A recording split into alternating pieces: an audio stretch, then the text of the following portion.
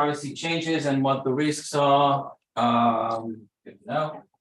And what the risks are when people start thinking about computers and data. And we'll focus on, again, the case of the national data banks. It is interesting for two particular reasons that will kind of return in the seminar. One, that this was a kind of a political struggle that was out in the open. It was very clear who the different sides were, and it was very clear that each side's opinions and ideas regarding how to use data in a democratic society. The other thing that is important is one of the very rare cases where you see democratic governments coming up with very similar technological visions for the future. And it's something that we see now in national AI strategies and data strategies. The idea of the national data bank or the national data center was something that a lot of democratic governments, an idea that a lot of these governments played with. They had very clear plans of how to do it, and none of them did it. They didn't do it because of politics. So to understand why they thought this was a good idea, and perhaps it was a good idea, and in hindsight, people say maybe it wasn't that bad, but at the time it seemed catastrophic. We need to take into consideration three important developments happening at the time. One thing, and we'll focus mainly on the US because they kind of paved the way for other countries, is the idea of the Great Society. And what we know in other places, the idea of welfare society, that democratic governments need to be in charge or step into different kinds of social problems that they didn't, that they weren't responsible for in the past. Poverty, drugs, education, these kinds of areas that democratic governments, especially during the 1950s, didn't really want to focus a lot on. In the 1960s, we see a huge change. There are a lot of books written about that, and the reasons why, and the rise of the welfare society in this era in different places around the world, and in the US, for example, how this seems to be kind of a counterforce for socialism, saying we can do this our way, liberal democracy, we don't need socialism, let's have a welfare society. But one of the outcomes is that there's a lot of new government agencies that need to tackle poverty, again, drugs, education, health, welfare, a lot of things that were not being done by the government before. And there's a lot of new agencies, housing, public housing, these kinds of things that the American government and other democratic governments step into. And these agencies, they need a lot of things. They need money, they need infrastructure, they need a lot of things. But one of the things that they need is data. They need data, and they record a lot of data. And the data that they record is used for a very specific purpose, to understand if the plans are working. They need to know, to compare between years, for example, to know that in 1963, they did this, and they have the data for that year. And when they compare in 1964, they know if there was some kind of improvement or not. So each of these agencies gathers a lot of data, something that they need. Another thing that happens in the 1950s, but becomes more dominant in the 1960s, is behavioral science. Basically, social science as we know it today. Before the 1950s, social sciences were not really based on statistics or less based on statistics. Other methodologies were used, but in the 1950s, we see this in political science, we see it in sociology. A lot of surveys are being made and a lot of statistics is being done to understand and sometimes to try and predict how society is behaving and how it would behave in the future. And it changes social sciences completely. I don't know how many of you know the history of social sciences in the 20th century, for example. In the 1930s and 40s, it is completely different than what it is in the 1950s onwards. If any of you who did social sciences, any other social sciences, you had to do kind of research methods, and you need to study a bit of statistics, and you need to do a bit of data analysis with the different kind of software that is being used. And the mainstream of social sciences, and especially, for example, political science today, is all quantitative. It's all based on numbers. This wasn't the case. And these social scientists, what do they need? They need data. They need to understand when they're researching society, they need to have as much data as they can. And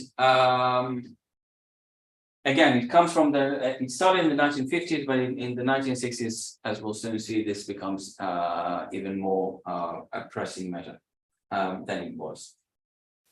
And another thing that happens is how computers changed in the early 1960s. And two things mainly changed, but we'll focus on one of them. Processing became easier. This is like, as everyone loves to show, this is a computer. What you see here, this room, all of this is one computer. So this became, the computers became better at processing data, but storage became a lot easier than before. Once or before the 1964, 1965, data was stored on punch cards. And punch cards, there's the 12 by 80, and everyone is a bit. We're still using this as bytes, but this was, if you calculate 12 times 80, that's the punch card that you have. That's the kind of data that you can store on it. These punch cards were stored in boxes. These boxes were stored in storage houses. If you see pictures from that time of how data is stored, it is physically stored in huge places with different boxes. And then comes the magnetic tape. And in the magnetic tape, you can have 100,000 punch cards. Instead of one box filled with 2,000, in these tapes, you can have 100,000 punch cards in one tape. That's a lot. And as you see, it doesn't take a lot of room. And this was a huge improvement because more data could be stored much more easily than in the past. It was much more reliable than it was. And the different kinds of computers, you see here IBM, the IBM, this one is, I think, 360, that are starting to be used during this era, are the most advanced computers at the time, and they are used by NASA, for example, but also by the American census. And the American census at this time starts to understand that they can store a lot more data, which means that what they can do if they can store more data. If you suddenly have room for more stuff, would you say, I need to get more information? And so the surveys become more detailed than they were in the past because they want to know more. They want to know more because they can store more data than they could in the past. And in many ways, the American census leads this story. This is the the organization that holds the most data, that can process it the easiest. It has the more sophisticated tools to do it, but there are other government bodies and agencies that are trying to do the same. So it's three things that happen almost at the same time. A new idea of government, more responsibilities that the government is taking, more ideas of welfare, more government agencies that are set up as a result. Social scientists want more data, and technologically we can do it. It's three things that happen at the same time. And then in 1965, the Social Science Research Council puts out a report. And what they say, as you see with, again, a catchy name, the report of the Committee on the Preservation and Use of Economic Data to the Social Science Research Council, April 1965. And this was a report that was submitted to the American government, and what they said, all of these are social scientists, they're not government officials or anything like that. And they say there's a problem. A lot of government agencies are now producing data and storing data, but it is a complete mess. Each agency stores data the way that it wants. There's no one criteria. There's a lot of overlap. There's different agencies getting the same information because information is not being shared by the different agencies. Something to keep in mind, it is very difficult to share information. It's very difficult to share data. Shared data means that a truck should stop at one point and then drive to the other. Everything has to be unloaded. It is difficult. Also, in many cases, there's a direct competition between different agencies. In some cases, this is how they were created, to compete with one another. So they won't voluntarily share data. But what the Social Science Research Council says, it is a problem. When we come and we want to get data for our research, it is very difficult to get data from all these agencies. It is very difficult to standardize all this data. And we need criteria, same criteria for all of them of how data is being collected and stored. And we needed something else. We need a national data center. That all of these agencies will transfer their data to one national data center or one national data bank. All the data will be stored there. Everything will be in one place. If one agency needs data that was collected by another agency, it will simply be able to take it from there. This will make things more efficient. We'll spend much less on this. We'll get better results. Everything will be quicker. Let's do it. And what does the American government say? Good idea. Let's try and do it.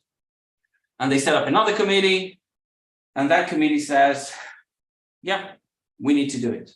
There's a lot of money being wasted on, again, overlaps, inefficiency. We can create one national data bank. All of the government bodies will have access to this national data bank. We can all use this data. We can come up with better plans for society. We can become more efficient. Let's start doing this. This was again presented in April 1965, and a few months later, there's the government committee led by a guy called Dan that says there will be some problems, but let's start working on this. And around that time, there's a public announcement that the American government will create a national data center. And then what happens?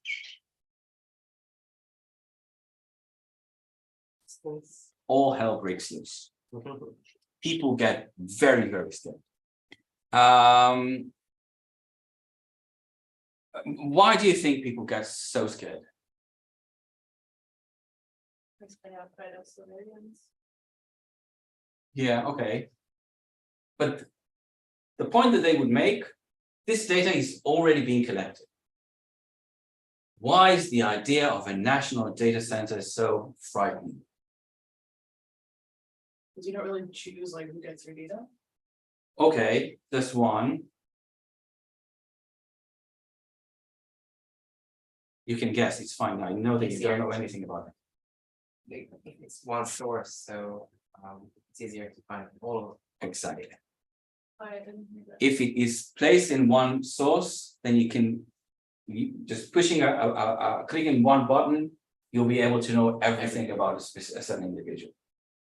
And the idea there was that the whole kind of idea of a decentralized government in the United States that you see from Tocqueville onwards, and why the American government is so good because it is decentralized and there's no one centralized government as it is in Europe, all of this would be ruined. And a lot of the people we met in the first half of this of this meeting today, they reappear to say this would be a catastrophe. Vance Packard is there, Westin in there. All of them are saying why this could be a horrible thing. And more importantly, because these are kind of the obvious suspects, there's a lot of public reaction against this. There's a lot of demonstrations against the National Data Center. There's congressional committees that are created, and their reports are, again, you can find them very easily. They bring a lot of experts and they bring a lot of letters that they got from the public. As you can also see, magazines and newspapers in 1966, when this has been presented as a government program. All of them, or most of them, go directly against this idea of having a national data center. As you'll see, for example, in the New York Times, again, going back to Orwell, the Orwellian nightmare would be brought very close indeed if Congress permits the proposed computer national data center to come into being. We already live with the fact that from birth to grave, federal agencies keep tabs on each of us, recording our individual puny existence, monitoring our incomes and claim deductions, noting when we are employed or jobless, and through the FBI and similar agencies, keeping all too close watch on what we think or say, what we read, and what organizations we belong to. If this situation is still somewhat tolerable, it is because each agency keeps separate files, and it takes some considerable effort to find and bring together all that is known about a particular individual. What is now proposed is the amalgamation of these files and the creation of a situation in which the push of a button would promptly dredge up all that is known about anyone. And as you'll see in the other from the nation, centralizing government files would eliminate perhaps the best safeguard of personal privacy. Bureaucracy compiling all that is recorded about an individual is now often a difficult and consequently a discouraging task. If the national data center were established, the mere push of a button would end all of that. And this is the risk. And this is why people are very afraid of what might happen, because it puts everything together. It puts the power of computers and processing and data storage. But it also creates a very clear threat that everything will be known if someone decides to push one button. And again, it goes, as you see here, against kind of the idea of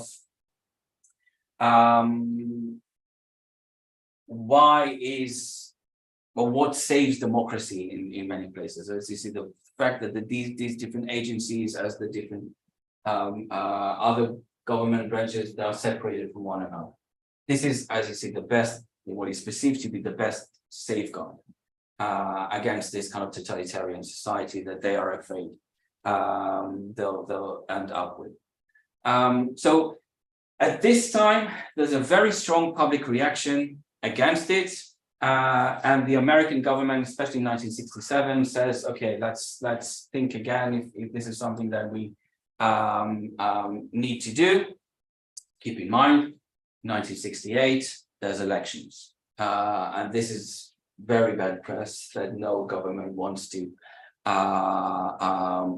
have. But during this time, before in the end of 1966 and during 1967,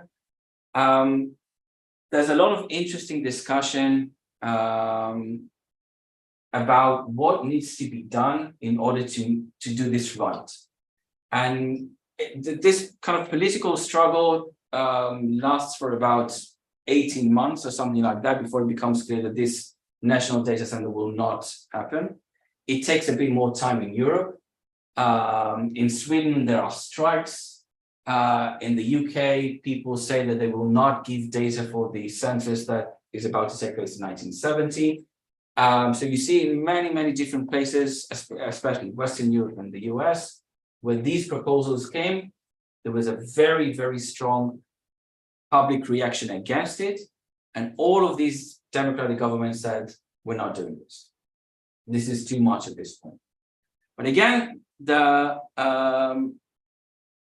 discussions at that time, and especially in a congressional committee that was very quickly set up to stop this, led by one congressman called Gallagher, who became very famous after that. He brought a lot of the original people who came up with the plan. Yeah. What kind of data are we talking about? What kind of data could the government have that it wouldn't have otherwise? That's the point.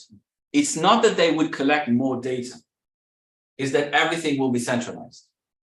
The reaction wasn't against the government or the American census, which is an independent entity, would collect more data. That wasn't the problem. The problem was that what might happen when an agency that is focusing on public housing will also have access to data that is collected by the American census.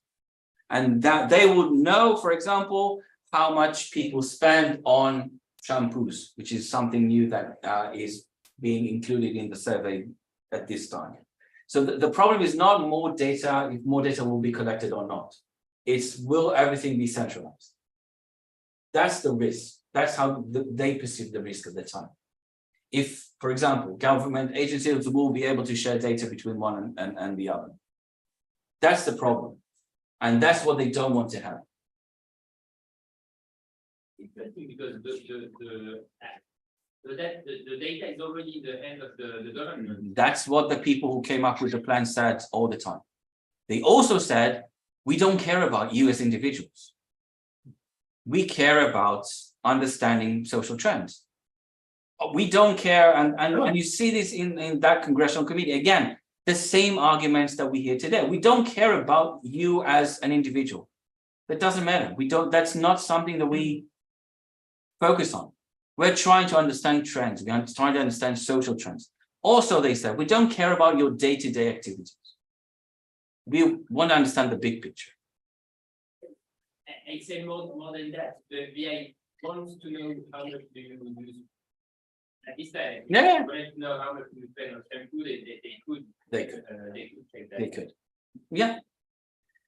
That was one of the things that the people who came up with this plan, they couldn't understand the public reaction. And they're very clear about, and again, the web archive, there's a lot of videos from that time. They're not on YouTube because probably no one would be interested in this video.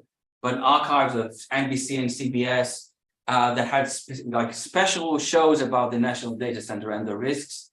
Sometimes they interview the people themselves. Dunn, for example, who was kind of the follow-up government committee. They don't understand it. They say we don't understand this public reaction. All of this data is already there. What we want to do is to make the processing of this data more efficient. That's all. However, what they did understand was that they never took this kind of argument of privacy into account when they planned it. And Ruggles, the person who chaired the Social Science Research Committee, and Dan, when they're talking about it, both in interviews and they wrote, Ruggles wrote a really interesting a piece about it later, and Dan as well, trying to understand why it failed. And what they think the reason is that this wasn't communicated properly. That they really didn't expect how people think about privacy at this time. They didn't understand that. And they said, for the future us, when we're trying to do this in the future, all of this needs to be taken into account. When you come up with the big government plans regarding technology, you need to have public discussion about it. You cannot say, this is the plan, this is what we're doing, and expect that the public would accept it. We have to have a public discussion about technology. And again, you see it in 1967. And because it was very clear that the question wasn't about technology, it wasn't specifically about the actual data that was being collected. It was a question about perception, about how people understand reality, how they understand the motivations of the governments, and probably the lack of understanding of technology. Yeah. I think you've mentioned that it also happened in the UK, or was it? It also happened in the UK. Was it just there in the US and the UK? And Sweden and West Germany and some federal And they states. did it for the same reason? Yes, and there were organized demonstrations around, like, it's not all over the world, but Western Europe, and again, Western Europe at that time is not Spain, not Portugal. And France wasn't really involved. It was West Germany, Sweden, the UK. There was some attempts in Israel, but Israel had other things to focus on at that time. But there's a kind of international conferences at that time where there's a lot of people from different, and they tried to do it and it didn't succeed in all of these places. Again, one of the reasons why it didn't succeed was that it was the public against the government. Yeah, reasonable. That sounds reasonable at that time in the US, but I wouldn't assume that in the UK, especially like close to the time. Not in the UK. Yeah, I don't know. I feel like at least at that time. I don't know, maybe I'm No, I don't think so. I think the entire war was like people versus government yes. everywhere. Yeah. Nowadays, it seems like the whole debate around privacy is more between people and the private service, Yeah. big companies. It seems like there has been a shift in terms of way of thinking between the 1960s and today's towards the government. Do you think things would have been would have gone the same if we would have talked about private companies having so much data? Or So again, the purpose of this meeting today and why we're discussing this is to raise up different or similar concerns that people have today regarding private companies, but also to understand the different actors in this game. So here we have governments, because that's the only actor that can have this level of technology and to collect so much data. The other big company, for example, Time Warner at the time, was the only data that it had was of the subscribers. It was a lot of data, but it was just its subscribers.